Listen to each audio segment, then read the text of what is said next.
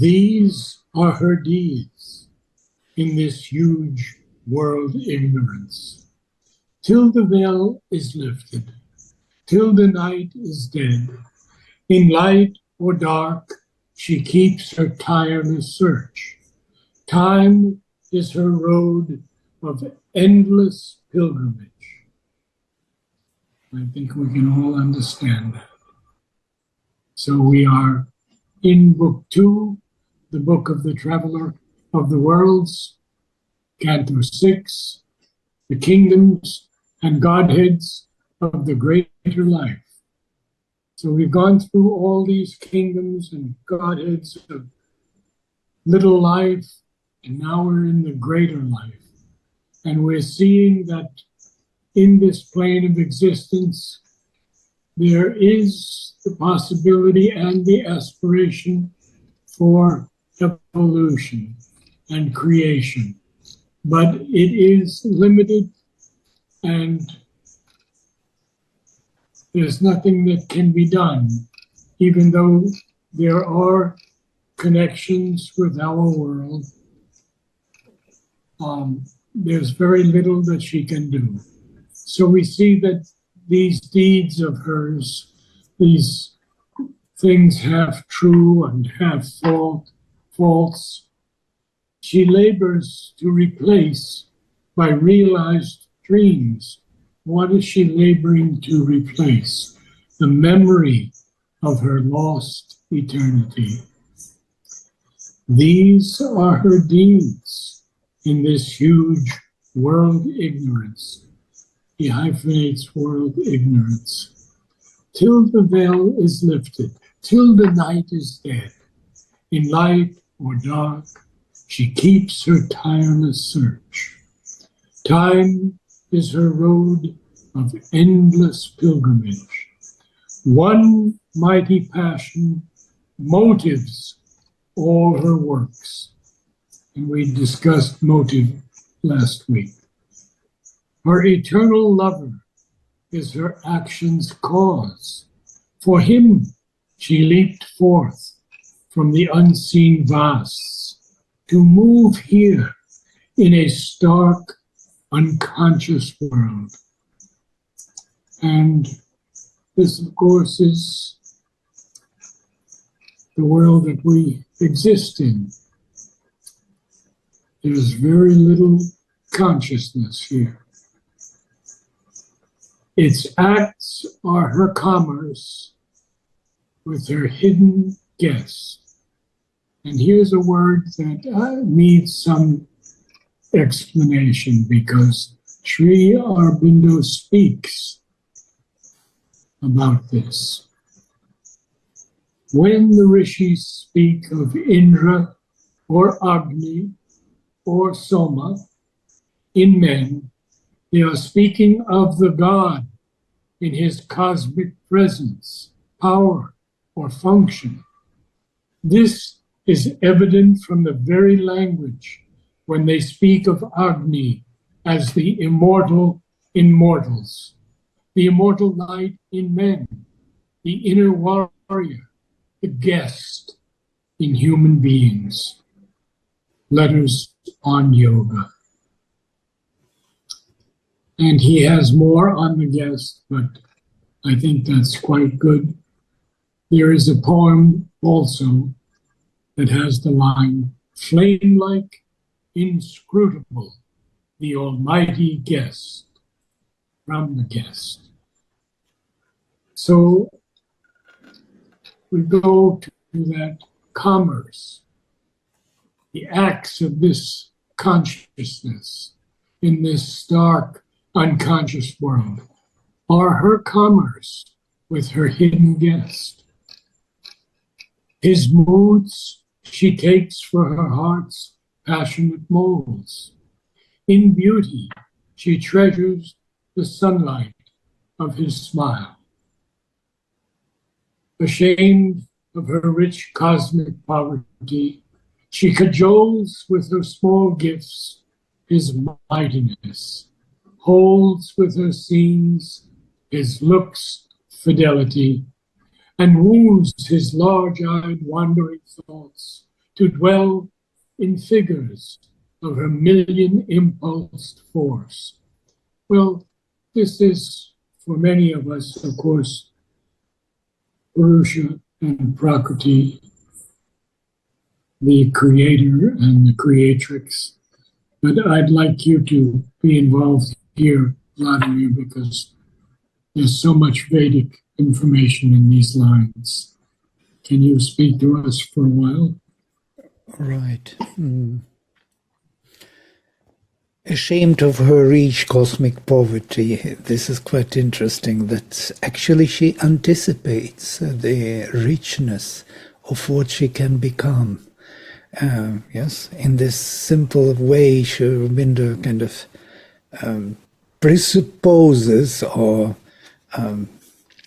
the idea of her reaching and becoming the divine, because she is the divine, only she has this role to play to manifest him in time and space.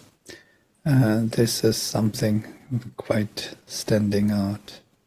Time is her road of endless pilgrimage. In light or dark she keeps her tireless search. Also interesting, in light or dark. So it seems that not only in the darkness that she looks for him, but also in the light. So he may also be lost in the light, so to say, and has to be found in the light. So it's not necessarily that the light is already him. Also kind of thoughts coming to this. And also, till the night is dead. This is the fundamental vision of Sri Aurobindo and the Veda, actually. That the night is there to hold the manifestation. And there are several levels of night. There is a lesser night, as Sri Aurobindo says, and there is a bigger night, a greater night. And that greater, deeper night is total darkness, and the lesser night is the starry night in which we rest when we sleep or when we rest in our journey towards the light.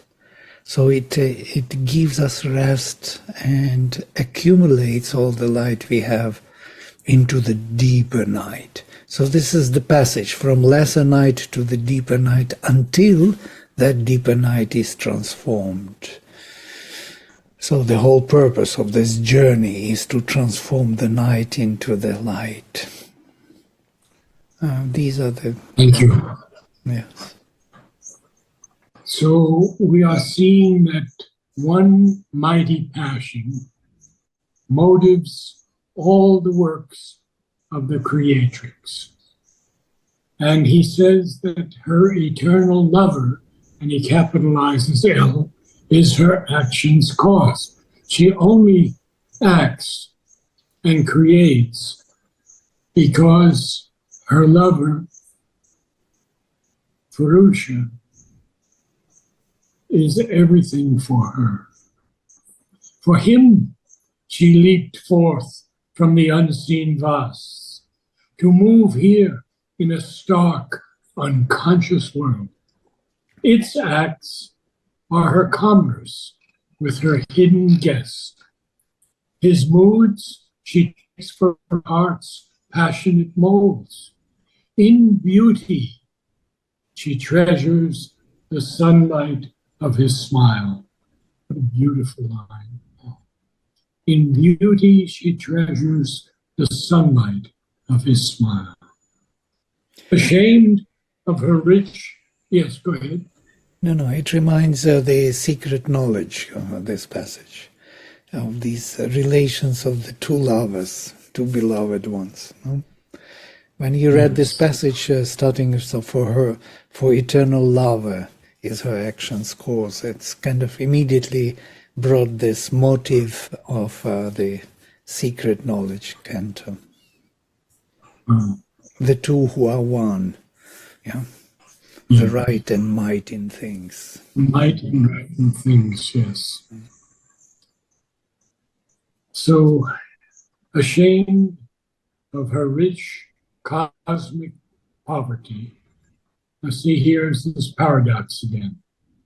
How can you have a rich poverty? Ashamed of her rich cosmic poverty, she cajoles. So cajoles is coaxes in a way, usually by flattery or promises. She cajoles with her small gifts, his mightiness, holds with her scenes his looks fidelity. Fidelity, of course, here is loyalty or devotion to the person or cause, and woos his large-eyed wandering thoughts to dwell in figures of her million-impulsed force. Yes, she is wooing him, holding with her scenes the fidelity of his looks. She's even wooing his wandering thoughts so they can dwell in the figures of her million impulsed force. And of course, we know that Gaia, the divine creatrix, has millions and millions of forces to create and to create the new and destroy the old. And as Ranganathan tells us, that we can only see this at a distance. So let's say we have a 1 meter distance. We can see the destruction and we can see also the creation. But as we compress that distance more and more, till 1 centimeter, 1 millimeter, and even smaller, we can no longer tell the creation from the destruction because everything is moving on so quickly. So the million impulse force in those figures of hers. And Sri Aurobindo tells us the force is Prakriti or Shakti, the female principle in nature, which is at the root of all action. And this is actually in his essays in philosophy and yoga. Only to attract her veiled companion and keep him close to her breast in her world cloak, lest from her arms he turn to his formless peace, is her heart's business and her clinging care. Why should the divine want to hang around and not go to his eternal peace? So she does these things to attract him, which Sri Aurobindo tells us is her veiled companion. We can't see him, most cannot see him, but we did see Sri Aurobindo and keep him close to her breast in her world cloak. So in her world cloak reminds us of Mother when she was a child and wearing this cloak that covered all the people of the world and protected them. And she's doing this, she's keeping him close in her world cloak because she doesn't want him to turn to his formless peace, because he would do it otherwise, or at least she feels that. And that is her heart's business and her clinging care. And then we have this is another. This is the explanation of why so few people are liberated, muktas, have mukti. Because there is a temptation to go to that formless peace and, stay always there in the unborn self. Yeah. Yes, absolutely correct. It's the Buddhist way. It's the ascetics way. Mm. The peace is more than sufficient for them, and they don't want to or have to come back to the earth. It's only Sri Aurobindo who, for the first time, has told us that the earth is the spirit's manifest home, Mm. and we must come back. We don't have to come back if we're fully realized, and perhaps some do not wish to. They want to live in that eternal peace and light. But now he tells us, yet when he is most near, she feels him far. And that's, you see, this contrast. When Sri Aurobindo was asked if all these people close to Mother were more special than anyone else, he said, absolutely not. He said, maybe Mother had to work on them in special ways, and she had to keep them closer. I know many people, well, not many people, some people, who Mother kept close because she didn't want them out in the world. Now, one of them was a man I just missed interviewing, very interesting man, Ananta. And he had an island, and Mother would go with Pavitra, I think, and Udar, in a boat to visit Ananta in his island. Imagine that. And then Mother went one day, and he said, Mother, I am now Zeus. You will have to call me Zeus. And Mother called him Zeus. She kept him on that island. He passed away, of course, in Massachusetts. Okay. He had many problems, actually, yes, with drinking, many problems. with all. Yeah. And she said that somebody asked her why she's keeping him so close to her if he is so naughty and not fitting for sadhana. And then she said, as I remember, that he took onto himself all the vulgarity of American country. He was from America. Yes. American country vulgarity he took onto himself as a sadhana. It's amazing. So he worked out with her force. She was influencing all that vulgar part of American culture through him. He was the. He used to go to the Hotel d'Europe and meet John Kelly, and they would have a fifth of whiskey every night. And that's as far as he could go, that and his island. So we see now that contradiction is her nature's law. And there's always this contradiction. And now Sri Aurobindo is going to tell us something else.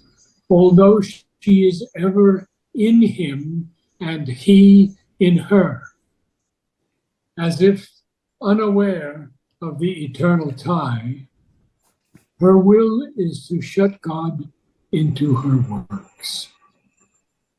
And this is the work of that force that wants to, what shall we say, shut God into her works and keep him as her cherished prisoner.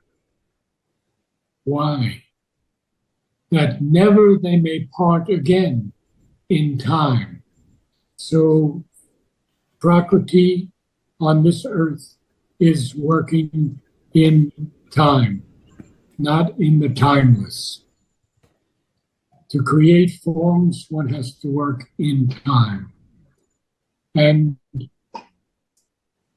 it's not easy for her because he and she are one. We have read it so many times in Savitri. And so she wants to keep him as her cherished prisoner. Interesting word, prisoner. Yeah, it is a very interesting. Never. Yeah. Go ahead. Sorry. Go ahead, please. No, you continue, please. I just wanted to say that this allusion which comes from this, that she, though they are one, yes, he in her and her in him, as he says, as if unaware of this eternal time, as if, yeah, her will is to shut him into her works, as if she wants to do it artificially or something. There is this amazing kind of allusion which is coming from all the Vedic knowledge and from Isha Upanishad, that all this is for habitation by the Lord, yes? All this nature is for his habitation. He has to take her as garments and shine through her garments. And that's why she keeps him there, as if by force. But they are one, but she does it because in time there is no other way to manifest him. Otherwise they will fall into that, transcendental. Right. That never they may part again in time. At first, she made a deep interior room where he slumbers as if a forgotten guest. So she makes a room, a deep interior room. You missed one line, a sumptuous chamber. Oh, a sumptuous, yes, a sumptuous chamber of the spirit's sleep. Sumptuous, of course, is rich and superior in quality, magnificent, splendid, luxuriously fine, we could say. So this sumptuous chamber of the spirit's sleep, and there's no punctuation at the end of sleep. At first, she made, what did she make? A deep interior room where he slumbers as if a forgotten guest. Now we see in the early parts of Book 1 how he lies down and she dances on his chest. But now she turns to break the oblivious spell, awakes the sleeper on the sculptured couch. She finds again the presence in the form. And in the light that wakes with him, recovers a meaning in the hurry and trudge of time.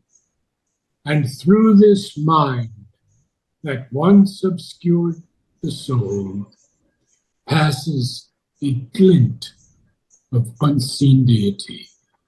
The glint, of course, is a quick flash of light, a very brief or slight manifestation, an inkling, a trace of light.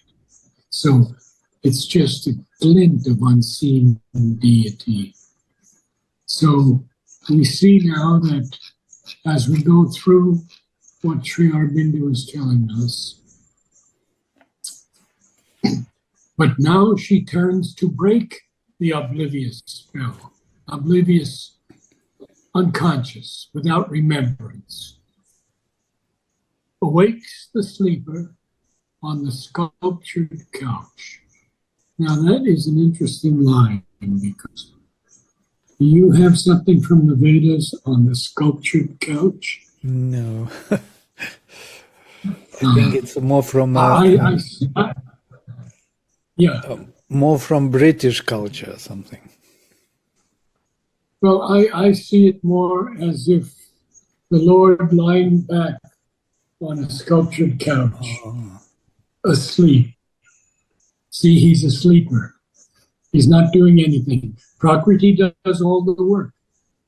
So he's lying back on this sculptured couch, and she finds, and there's a semicolon, of course, because he wants to continue, but not exactly in the same way.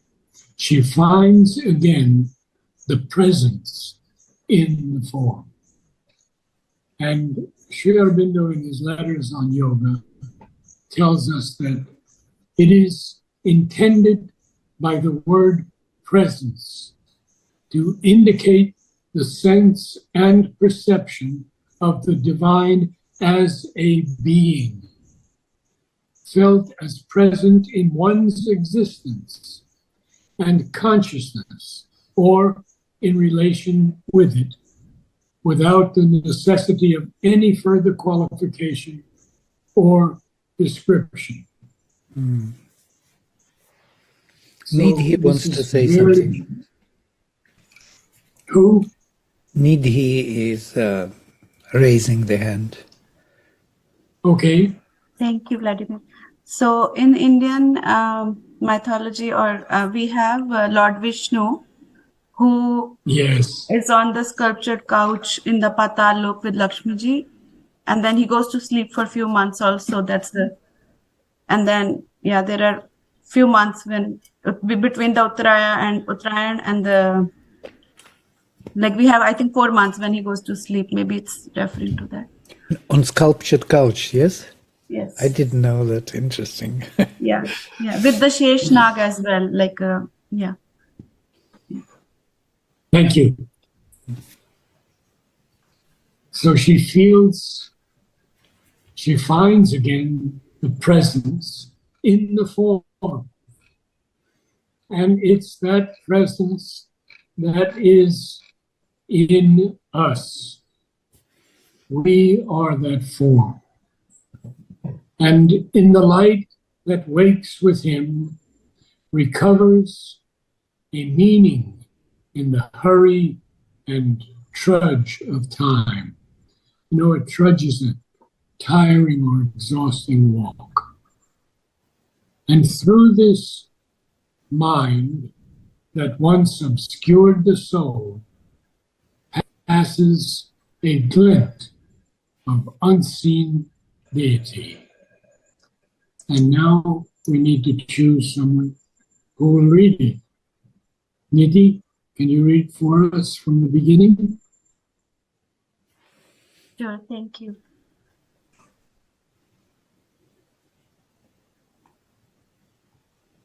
These are her deeds in this huge word ignorance.